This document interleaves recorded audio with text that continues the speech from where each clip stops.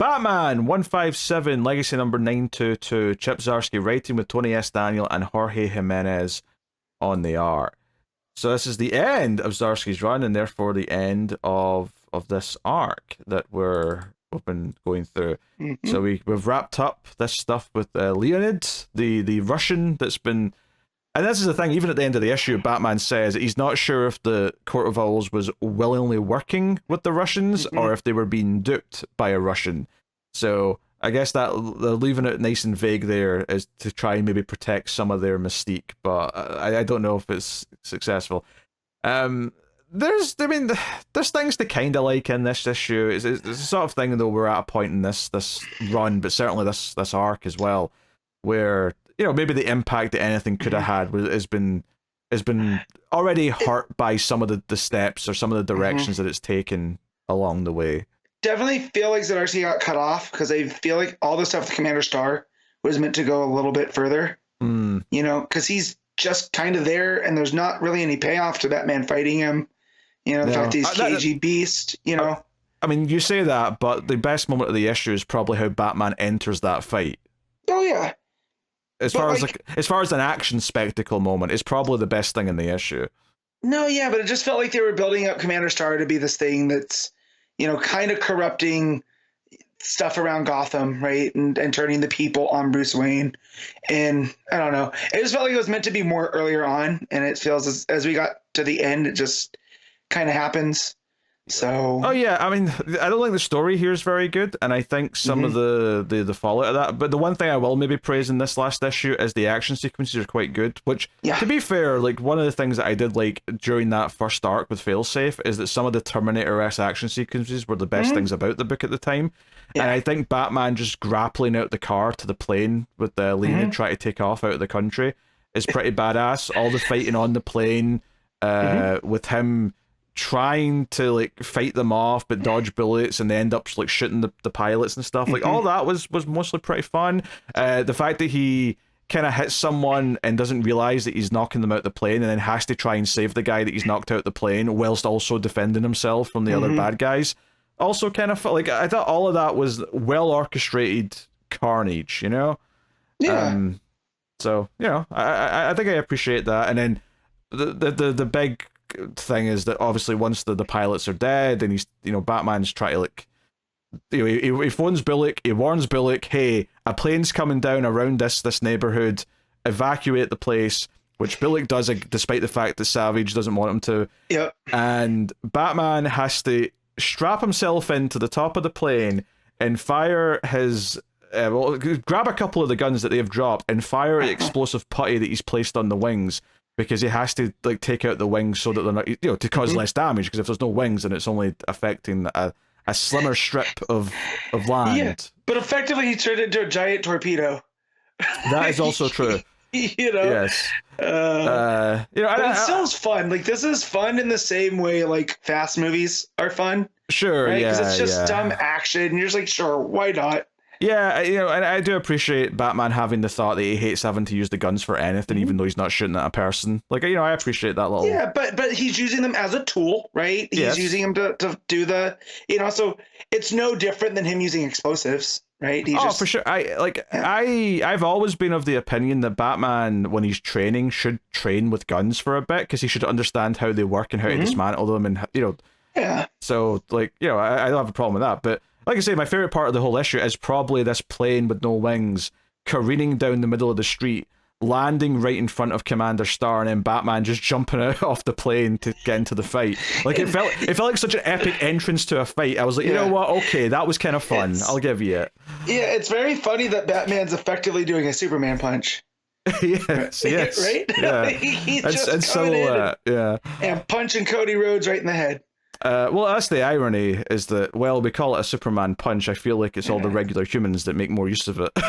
Of course. Typically. It's because they are showing, the power of Superman through a human body. That's, yes. I mean, it's just because they're jumping, so it's a flying punch. That's all they mean. 100%. Yeah. And then meanwhile, Gordon's trapped in the building with Riddler that's falling apart, and he has to save him because he's still got the bat belt on, so he's got a grapple gun on him, and he saves him, and it's a thing. Yeah, obviously, yeah. I mean, the fight with Star slash KG Beast would have meant a lot more if we built up to him a lot. I guess the one little detail I kind of liked is that Leonid just kind of tells the Russians, yeah, we kind of have to leave KG Beast behind, but, you know, that's an acceptable loss. He's KG Beast. He'll be fine. You know. But I always feel like there's more on that bone because, you know, we hate the Rick Grayson stuff, but he effectively tried to kill Dick, right? And so there's always this layer with Bruce there with KG Beast that I feel has never been, you know, properly addressed. Yeah. So, you know, the fact that they turned it out that it's KG Beast and there's all this thing just for them to have this fight in front of the crowd, you know, I was like, oh man, I was hoping Zdarsky would do a little bit more. Yeah, I mean, I think this issue really just comes down to all of the action's actually really good. It's just a case of the plot that got us to these points just wasn't that great. So if you don't read the words, it's fantastic. Well, this is the thing. Like, after the action scene, it goes to a scene at the hospital, right? And it's Bruce going to meet his potential brother. And I literally went, oh yeah, I forgot about this brother part. Like, I forgot we were doing this. And that's kind of just like another example of like how disjointed this arc has been. Because the brother thing just feels like we could have just not done that entire subplot. And yeah. I don't think it would have affected that much. Because there was no payoff to even the corporate takeover of Wayne Enterprises, right? Because that was all just Riddler trying to merge the company, you know? Well, here's a question then. Do you think that when he wrote the first issue of this arc, he thought he was getting more arcs, and he thought he was going to be able to expand in all this over multiple arcs and not just this, and that's why it's barely come up in this one, really, other than just the first few steps of it, because at a certain point halfway through he realized, oh, I'm only going to get to finish this arc and that's it. So yeah, I definitely feel like that, because there was also mentions to other characters that had popped up in First Night. Yeah, I was going to say that's a very different book. Yeah. No, in first, for the Knight.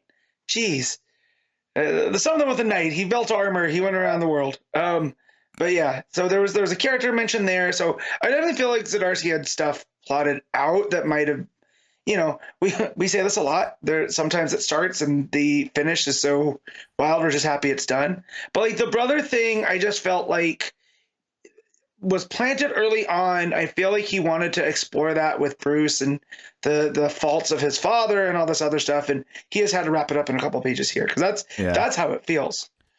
Yeah, because it's basically just Bruce comes to meet him and find out who he is, basically, and say, hey, if you're my brother, I'll make sure you get everything you're owed, and blah blah blah. And the brother's like, hey, I never wanted money or fame or anything. I always knew it was a possibility that I may be related to you, and it was kind of the lawyers and all that kind of talked me into all this. But of course, to tie all this up neatly so it doesn't have to affect anything ever, at the end of the scene, he pulls out the DNA test and says, I'm not your brother. We've confirmed it. So it's just kind of like, okay, I mean, like, I think this could have still been worth something if we'd spent more time with Bruce thinking he did have a brother, and maybe... And it would have been nice as well for it not to turn out to be, oh, he's a villain who's doing this as a trick. The fact that he's just seemingly a decent guy who doesn't want anything from him actually feels refreshing. But because we haven't really done that much exploring of how Bruce feels about having maybe a brother, it just feels like, oh, we set this up and then just paid it off quickly like this, you know? Yeah, and I do like what the guy says is he's like, I'm always going to be me, right? Regardless of what that paper says. Is I've done this all myself, you know, regardless if I was a Wayner or not. And so I kind of like that aspect of it. And because it just shows that Batman has kind of made a difference in Gotham, because this guy is working in the hospital, right? So he took that potential of, oh, maybe this guy was my dad that was a surgeon that was renowned across Gotham, and I'm going to go and do it on my own. And yeah, it just shows that Batman's made a Gotham worth living in. So, yeah, Bruce talks to Leslie, and he goes to speak to Gordon, partly because of that conversation where Bruce feels bad about how he reacted to Gordon, you know, maybe being a killer, and he goes to see Gordon just to act like a human being around him, have a cup of coffee with him, and, you know, Gordon's feeling all guilty. Gordon says a bunch of stuff like maybe he's going to, like, sign back up to be in the Force, and Mm-hmm. maybe that'll be kind of weird because Savage will probably make him like a shitty beat cop, and I mean that may be interesting if we're going to do that soon. Mm-hmm. But they do go into like I kind of wish we just left the whole murder thing aside and it's like, okay, we explained that he was mind controlled and that's it. Mm-hmm. Gordon makes it a bit murkier here, where he says, "Oh, the glasses came off, and I still pulled the trigger." And Batman says, "Yeah, but the mind control has lingering effects. It doesn't just go away instantly." But Gordon feels this guilt over doing it, and I think they had to spend more. The problem is they had to, for this particular plot beat, they had to spend time establishing this relationship between him and the mayor's wife before it happened.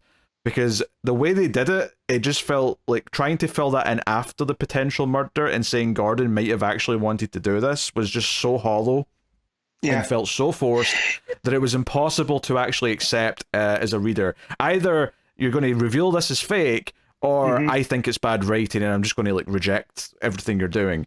And this is trying to kind of play both sides of that, and neither one's satisfying to me. Nope. You know? And So as far as we know, Gordon and Nakano didn't have heat, right? It's not like Nakano fired Gordon. Gordon retired. So, like, if I recall correctly. yeah, so it's like you're just like, oh, this was my girlfriend's husband. And, you know, so I'm going to shoot him over that. It rings, like you said, hollow. Like, it's just like, that's not the Gordon we know. And there's no justification enough. It's not like Nakano was abusive. He was just, you know, He was absent. The mayor of Gotham. Yeah, he was busy. You know, like, yes, that's not good, but it's not worth Gordon shooting him over. Yeah, but that's not even the what I'm saying here, though. I'm saying you had to make me believe in this relationship that he'd built with the wife. Not forget Nakano. Just convince me of the relationship. Like, show me it forming earlier in the run. Show me it forming. Like, you could have started doing this during some of the failsafe shit if you wanted to. Show it building over time, so that by the time we get to the point where, oh, the mayor's turned up dead, and we can all immediately go, oh no. Whether we think Gordon's done it or not, the one thing we could maybe think from that is, oh, Gordon's going to look suspicious because he kind of has a motive more than most people. But because we didn't even know about the relationship until after that issue, we couldn't come in with any of those thoughts. We just were like, wait, why are we fingering Gordon for this? You know, it made no sense. Yeah. So it was unsatisfying to read. No, for sure. And yeah, I don't like that the last couple pages are devoted to that. Yeah, you know? Yeah. It's like I was like, see if it was just like Batman showing up to like kind of be apologetic and sort of like assure Gordon that he's a good man and that they can change things or do things, I would have been okay with that. But we had to do like Gordon going on his old Dark Knight of the Soul, like, oh, what if I really wanted to do it though? And I'm like, like I'm not feeling this. Dude, you didn't shoot the Joker when he hurt your daughter. Like, come on, you know you're a good man. Yeah, you've proven it quite a bit at this point. Yeah, I don't know. That stuff fell a bit flat, and that's kind of been, you know, if we to sum up Zdarsky's whole run, it's like the odd idea here or there, or that one issue of that lowly level criminal who found out who Batman was. That was a great one issue. Where was that for the rest of the run, damn it? It's a great question. Instead, we're doing failsafe, Zur-En-Arr, jumping through the multiverse. Well, and that's the other thing, too, is that I felt like a lot of those arcs just went on for too long. You know? Like, those would be fine almost in, like, that Action Comics kind of how they're bringing in rotating people. If they were just, like, these little 3-issue arcs of things. But I felt like Zur-En-Arr went on for 2 years. And I know it didn't, but no, it felt like it did. But yeah, it felt like it was a while. You know? Yeah. But yeah. And you have to believe, too, that, you know, Jeff Loeb is probably not using much of this. I doubt it, yeah. He'll probably just come in and do whatever he wants because he's Jeff Loeb and he has Jim Lee. Like, he can do it, you know, so... Yeah, I mean, it just stinks. I suspect he'll adhere to just who's around. Just because it's like, hey, okay, unlike last time, Damian Wayne exists, so it wouldn't surprise me if he's excited about throwing Damian in there for a little bit or something. But yeah, I don't know if he's going to be referencing much of what Batman's been doing in this book for the last little while. Maybe he'll surprise us, I don't know. But I'm almost thankful that the Superstar team came in to like end this run quickly, though, just because you know, I'd be complaining if I was liking the run, obviously. I'd be like, this is shitty. We're being forced out of a run that I like for Hush 2 of all things. Yeah. But because I didn't like this run that much, I'm like, you know what? Yeah, thanks, Jeff. Yeah. Hey guys, let's go. Let's do it. Hush 2, baby. Let's go. Yeah. So, you know, yeah, some good action sequences. Like, I'll say that. Like, I had fun with some of the action sequences. They were good. I just wish the plot to get there wasn't so convoluted. Like, you could have just done something simple, like, okay, Russian guys trying to affect the corporate side of Wayne Enterprises. Batman uncovers it. He's gotten what he wants. He's on the run. Get to the plane. The rest of it plays out pretty much the same. Yeah. You know? And instead, we got Riddler, we got Mad Hatter, we got all these things being mixed into it. They just kind of made it more convoluted and nonsensical. Yeah.